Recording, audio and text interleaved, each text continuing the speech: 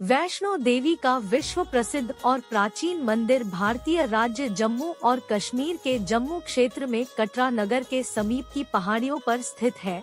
इन पहाड़ियों को त्रिकुटा पहाड़ी कहते हैं। यहीं पर लगभग 5200 फीट की ऊंचाई पर स्थित है माता रानी का मंदिर। यह भारत में तिरुमला वेंकटेश्वर मंदिर के बाद दूसरा सर्वाधिक देखा जाने वाला धार्मिक तीर्थ स्थल है। मंदिर परिचय। त्रिकुटा की पहाड़ियों पर स्थित एक गुफा में माता वैष्णो देवी की स्वयंभू 3 मूर्तियां हैं। देवी काली दाएं, सरस्वती बाएं और लक्ष्मी मध्य पिंडी के रूप में गुफा में विराजित है। इन तीनों पिंडियों के सम्मिलित रूप को वैष्णो देवी माता कहा जाता है। इस स्थान को माता का भवन कहा जाता है। पवित्र गुफा की लंबाई 98 फीट है। इस गुफा में एक बड़ा चबूतरा बना हुआ है। इस चबूतरे पर माता का आसन है, जहां देवी त्रिकुटा अपनी माताओं के साथ विराजमान रहती हैं। भवन वह स्थान है जहां माता ने भैरवनाथ का वध किया था।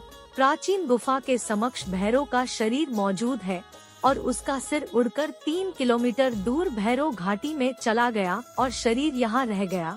जिस स्थान पर सिर गिरा, आज उस स्थान को भैरवनाथ के मंदिर के नाम से जाना जाता है। कटरा से ही वैष्णो देवी की पैदल चढ़ाई शुरू होती है, जो भवन तक करीब 13 किलोमीटर और भैरव मंदिर तक 14.5 किलोमीटर है। मंदिर की पौराणिक कथा। मंदिर के संबंध में कई तरह की कथाएं प्रचलित हैं। एक बार त्रिकुटा की पहाड़ी पर एक सुंदर कन्या को देखकर भैरवनाथ उससे पकड़ने के लिए दौड़े। तब वह कन्या वायु रूप में बदलकर त्रिकुटा पर्वत की ओर उड़ चली। भैरवनाथ भी उनके पीछे भागे। माना जाता है कि तभी मां की रक्षा के लिए वहां पवन पुत्र हनुमान पहुंच गए। हनुमान जी को प्यास लगने पर माता ने उनके आग्रह पर धनुष से पहाड़ पर बाण चलाकर एक जलधारा निकाली और उस जल में अपने केश धोए। फिर वहीं एक गुफा में प्रवेश कर माता ने 9 माह तक तपस्या की। हनुमान जी ने पहरा दिया। फिर भैरवनाथ वहां आ धमके। उस दौरान एक साधु ने भैरवनाथ से कहा कि तू जिसे एक कन्या समझ रहा है, वह आदिशक्ति जगदम्बा है, इसलिए उस महाशक्ति का पीछा छोड़ दे। भैरवनाथ ने साधु की बात नहीं मानी। तब माता गुफा की दूसरी ओर से मार्ग बनाकर बाहर निकल गई। यह गुफा आज भी अर्धकुमारी या आदिकुमारी या गर्भजून के नाम से प्रसिद्ध है। अर्धकुमारी के पहले माता की चरण पादुका भी है। यह वह स्थान है जहां माता ने भागते भागते मुड़कर भैरवनाथ को देखा था। अंत में गुफा से बाहर निकलकर कन्या ने देवी का रूप धारण किया और भैरवनाथ वापस जाने का कहकर फिर से गुफा में चली गई। लेकिन भैरवनाथ नहीं माना और गुफा में प्रवेश करने लगा। यह देखकर माता की गुफा कर पहरा दे रहे हनुमान जी ने उसे युद्ध के लिए ललकार और दोनों का युद्ध हुआ। युद्ध का कोई अंत नहीं देखकर माता वैष्णवी ने महाकाली का रूप लेकर भैरवनाथ का वध कर दिया। कहा जाता है कि अपने वध के बाद भैरवनाथ को अपनी भूल का पश्चाताप हुआ और उसने मां से क्षमादान की भीख मांगी। माता वैष्णो देवी जानती थी कि उन पर हमला करने के पीछे भैरव की प्रमुख मंशा मोक्ष प्राप्त करने की थी। तब उन्होंने न केवल भैरव को पुनर्जन्म के चक्र से मुक्ति प्रदान की, बल्कि उसे वरदान देते हुए कहा कि मेरे दर्शन तब तक पूरे नहीं माने जाएंगे जब तक कोई भक्त मेरे बाद तुम्हारे दर्शन नहीं करेगा। मंदिर की कथा। उपरोक्त कथा को वैष्णो देवी के भक्त श्रीधर से जोड़कर भी देखा जाता है।